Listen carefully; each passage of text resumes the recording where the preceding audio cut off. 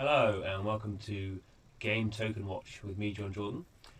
Game Token Watch is your regular appraisal of what's going on in the world of blockchain games and the blockchain games sector more broadly, and is, as we like to put it, an intellectual exercise in buying some of these tokens for some of these projects and kind of seeing what happens. I guess we've all kind of known what's been happening in 2018. But that's the rub of the green, or the not the rub of the green. Cryptocurrency prices are down over the entirety of the year, 80%. They've picked up a little bit in recent days, but generally blood on the tracks. But that doesn't mean our intellectual curiosity is at all diminished. So continue to do these videos just to kind of see what's going on. So the whole point of this is not to make money. I would thoroughly expect to lose all my money, or I wouldn't be surprised if I lost all my money. I wouldn't be upset if I lost all my money. So if you're thinking of trying to invest in these kind of tokens, please don't. This is just kind of an intellectual exercise, really, but it involves a bit of real money, not very much. But anyway, so here we are. This is my portfolio for December. Obviously, this stuff changes every day, but this is when I looked at it a day or so ago. This is the split. So just a pie chart to begin with. So what have we got here? So in a sense, if we look back at my November portfolio here, so the first three are pretty much the same. So in November, my biggest single token holding was WAX, followed by Mana, followed by Engine. So now it's just a different order. It's Mana, Engine, and WAX. So basically, all that's happened there is that just kind of captures the loss of value between November and December. So November was actually kind of quite good in terms of the value of some of these tokens. They got up. We can look at that in a minute. December, we've seen quite significant drops in the dollar value of these tokens, particularly WAX. So WAX has dropped a lot, which is why the WAX has gone from being the biggest slice to the third smallest, to the third. Mana's done kind of better. We can look into a bit more detail what's going on with those later on. Interesting thing to see here in fourth place now is LOOM. So LOOM, the LOOM network is actually a Ethereum sidechain. Don't need to go too much into the technology of that. It's basically just a way of working with Ethereum so you can get around some of the scaling issues of the Ethereum blockchain, which the blocks don't close necessarily very quickly, or as quickly as some people would like. So you can run things on what they call sidechains, and sidechains are much faster. You're not running; they're not proof of work for one thing, and you're not saving the entire block every time. The history of every block is not running in the node, so they're just much faster. So Loom is not just about games; it is launching a game fairly soon called a Zombie Battleground. But the interesting thing with Loom is it goes through it is a delegated proof of stake. So you're kind of seeing this scenario starting coming in now, where they're having validators who are running their blockchain. So you have to buy a whole bunch of Loom in order to be a validator. And because of that, and Loom is actually quite embedded into the whole blockchain ecosystem. So we're starting to see Loom turning up in some of the big exchanges. It's just got listed on Coinbase Pro. It is one of the big ones. So I've bought a bit of Loom, not very much. So that's why Loom's there. Basically, all the other ones I think pretty much the same. So Reality Clash Coin, it's not done any buying anything there. But I bought a bit of PLAT. So Platinum is actually BitGuild. BitGuild is a blockchain game platform. PLAT was its ERC20 token, and they're going through a bit of a rethink actually. BitGuild. So BitGuild was originally, and to a degree still is, a Ethereum-based platform, but they're heavily transitioning to Tron. So quite where that's going to leave PLAT, they haven't really said yet. But anyway, they were doing some listing stuff, so I bought a little bit of PLAT as well. $10, I think, actually. So yeah, not a vast amount of change in terms of the portfolio split. So I haven't sold anything off yet. It's just these things like Theta and Referium and First, which is shown there. Or First and Referium are now listed in other. So that's where we go in terms of the broad portfolio split. Okay, so when we have a look at relative value, this is we can see kind of towards the kind of mid-November, things were nicely on the up, and then we see this kind of as we know, this kind of massive kind of crash that happened around the kind of mid-November, and has kind of continued really all the way through into mid-December. So a month of disaster for pretty much every token, and we can see that it's actually not too bad. So from the start of when I created this graph, or when I started using this software, this is Delta. It's a mobile app actually, but also has you can. There's a mobile app, it has a desktop app, and it has a web app, so you can use it any different way. It's quite useful for tracking stuff. It's free. So we can see from the start of when I started tracking this to where we are now, because there's been a bit of an upkick in December, down 23%, which is not too bad.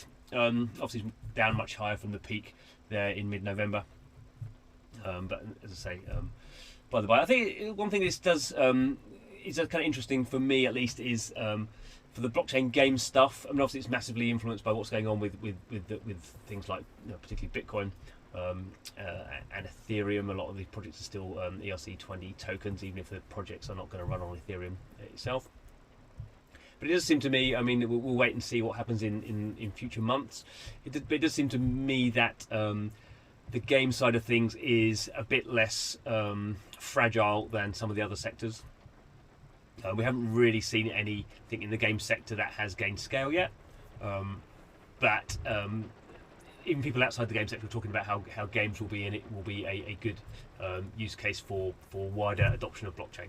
So I think there is some, even in this kind of crypto winter, I think the blockchain game sector is still, we could say, slightly less disastrous than some of the other sectors. Okay, so let's have a look at a few of those tokens. We'll start off with WAX, kind of mentioned, not performed very well. So WAX is the token for a company called OP Skins, which used to do Counter-Strike Go skin trading. It now doesn't do that anymore, but it does kind of similar kind of stuff. It's kind of a gambling mechanic, really, where you buy keys, then you open loot boxes, and you get different kind of weapon skins, which you then sell back to the company to buy more keys. The point is you can win high value items. They're actually doing a lot of other stuff. To be fair to them, they're doing kind of some interesting sticker stuff where you work with kind of streamers. They have their own stickers they can give out to their kind of followers and their fans on Twitch, and lots of other plans. I won't go into all the detail of that, but I think, you know, WAX they're an interesting company. I quite like them as a company. They're very kind of aggressive in their what they're trying to do. But in terms of what we're looking at over the last kind of month, at least, we can see here. This is just from CoinGecko. We can see here down 43% over 30 days, and not really much of an uplift. So other things have had a bit of an uplift, as we'll see recently, but it's kind of just bad news for WAX at the moment. Now, this is interesting because one of the reasons we can see here, this is just the dollar graph.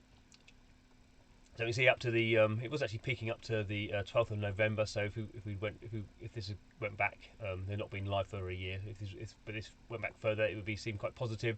But we have quite a kind of solid fall off, and then it's kind of not really picked up from there. So one of the issues with WAX, it actually has a very high transaction blockchain. It's actually using a fork of EOS, so it's not using Ethereum, even though the token is an ERC20 token. At some point it will get transferred over, but it's using EOS, which is a very high performance blockchain. It's got loads of transactions on it because lots of these kind of people are kind of gambling away to try and win this money. The problem is you don't actually need WAX to do anything in the system. So you can use WAX, but basically you can just use your credit card.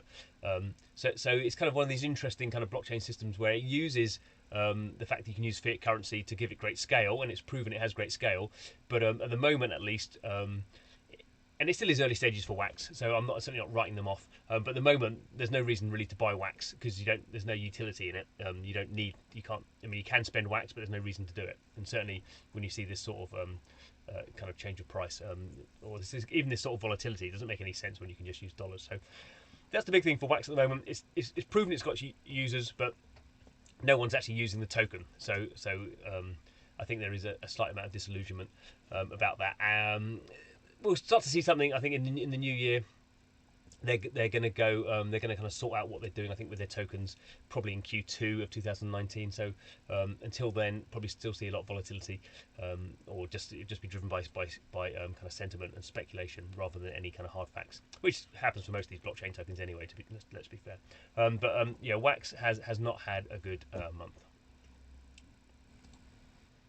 Okay, next up we'll have a look at Mana. Mana is the token for Decentraland. So Decentraland is a well-supported community project, which is a kind of user-generated content world, a bit like Second Life. Remember that back in the day? So kind of a Second Life thing where people can go in and buy plots of land, and then they can build their own kind of virtual experiences. It actually has quite a strong VR kind of presence. Still in the early stages, in the sense that you can actually go in and buy land and people are building things, but it's not really open for consumers at the moment. Interesting with Decentraland at the moment, they did a big land sale 6 months ago, and now they're doing actually a big land sale at the moment. So unlike WAX, the Mana token does have utility. You can actually use it to buy some of the land inside this virtual world. In terms of performance, over a year, not great, but compared to a lot of other things, that's not too bad. Down 52%. A least worst scenario. And over 30 days, it's down, but down 7%. In the scheme of cryptocurrency, is pretty meaningless. We can see here, the broad track from a year ago. So the typical big kind of spike at the start of 2018, and there's been a bit of a kind of up and down. But if we look to November, it rose with everything else. It's fallen away again. So it's not immune to the wider kind of currents of what's going on in crypto tokens, but we have seen at least a little bit of a bounce. Obviously, if you dropped all that way, you've kind of halved there. Definitely over. Over 2 months, you've definitely halved. So a 30% bounce doesn't mean very much. But interesting thing about Decentraland is it's a token that is actually being used to build something. Doesn't have unlike WAX, doesn't have mass audience yet at all, but it is something that has a kind of strong community around it. So that's the reason I'm interested in it. I definitely think that there is something that will happen when the wider project goes live, and already we know there are other kind of content creators and game makers who are going to be putting content into Decentraland when it goes live. So it may not work. Obviously, anything could fail. We have no idea, but if it can drive kind of mass market usage, but we know at least there's going to be content in there, which is something that most blockchain game and even most general blockchain projects can't offer. Okay, so final token we'll look at is Engine Coin. So Engine Coin, WAX, and Mana are the kind of, for me at least at the moment, the big three that I think are the most interesting, which is why I spend time talking about them. So Engine has been around for a while. We can see here, again, this is the kind of max graph. So end of 2017, we have the typical big spike that everything experienced, and then the typical kind of falling away. And then here back, we've got November here, and we definitely do see a falling away, but it dropped off quite a lot from where it was. So over a year down 62%, so worse than Mana in a sense, but still better than Bitcoin. And actually, over the last month, it's actually quite positive. If we can go in and have a look at the last month, so still, okay, so there we go.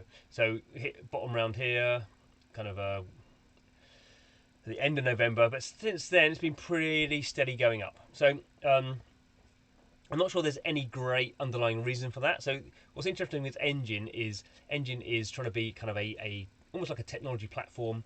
It has some very interesting elements. So it's working with a lot of game developers. It has a bit clumsily, I think it has a thing it calls the multiverse, which basically just means games that kind of are using its technology that offers a certain amount of interoperability. That could be in terms of items. The most important thing, actually, I think that Engine has is that any basically game developers can create their own currencies using its technology, but those are kind of like child versions of Engine Coin. So if you would use Engine Coin to buy these items in the game, or you could use the kind of game's currency as well. But at any point, you can kind of melt down the items that you've bought back to the original kind of Engine Coin. So Engine Coin kind of becomes like a, I don't know, like a gold standard in its own ecosystem. Problem is there's no games live yet, so it's kind of hard to know how this thing works. But for me, one of the big issues for blockchain games is liquidity. So you could have items that supposedly are worth a lot of money, but they're only worth that if someone actually buys them off you. And liquidity is a big issue for blockchain games, because most blockchain games don't have any scale. If you don't have any scale, then you don't have any value in the system, even though you normally have spent 10 ether buying something. But if no one's going to buy it off you, so what? You know, liquidity is vital in these kind of systems. And you know, one thing that Engine Coin does have is this ability just to melt down. Obviously, you kind of don't get the really high value items there if you're just kind of melting it down to get the kind of residual or the kind of base value out of it. But at least it allows you a lot more flexibility, and you don't worry about liquidity because you just do it automatically, or you can do it. You know, you just do it yourself. So that's why I quite like Engine. I think we're going to have to see a bit more in terms of the games. You know, are any of these games actually going to get any scale? Are they going to be interesting games? At the moment, to me, they're fairly hardcore games. I'm not entirely sure how well they're going to scale. I think for blockchain at the moment, we've seen the biggest game has been CryptoKitties. Not really a game, but a collectible, and that's scaled quite well. Male, female, scaled quite well in terms of 80,000 people have bought a CryptoKitty. How many of them are active? Not very many. 500 DAUs. But this is where, for me, all the things I'm looking at when I'm looking at blockchain game companies and potentially tokens, I'm looking at, do they have something interesting in terms of technology? Is it innovative? And can they get scale? Or do they already have scale? If you've got scale, I think that's probably the most valuable thing, which is why I still like WAX, even though we're not seeing much performance on the token. So there we go. Those are the three that I think are interesting. Go back to the portfolio. So what do I expect over the next coming months? Well, I still think kind of Mana, Engine, and WAX are ones I'm still interested in. Loom is something, again, I think it's a bit broader. It has a game. They have game kind of applications, but they are broader than that. They are a layer 2 blockchain kind of technology, so they could go other places as well. So those are the four really that I'm focusing on at the moment. Obviously, at any point I could be interested in other things as well, but that's where we are at the moment. So thanks for watching the video. Don't forget to subscribe to the channel if in any way you are interested in this sort of stuff. Say again, intellectual curiosity. I'm also kind of interested to see if some of the success of any of these games or game services is reflected in the tokens, which it may not be. You may have a very successful WAX, maybe very successful, and decide really the token doesn't really care about it, or just stick with fiat. I don't know all these things. This is why we have to have skin in the game to focus our little grey cells on what will happen. So anyway, thanks for watching the video. Don't forget to subscribe and come back in January, and we'll see where we are then. It'll be a new year.